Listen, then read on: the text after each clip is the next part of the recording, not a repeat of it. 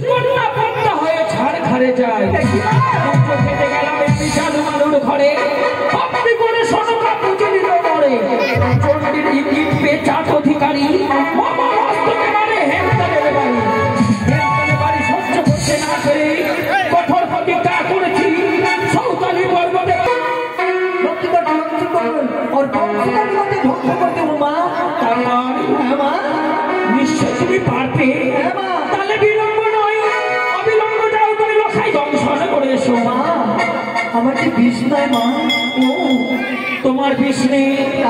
বেশ তুমি আমার তো নাই আমি 5 টাকা 20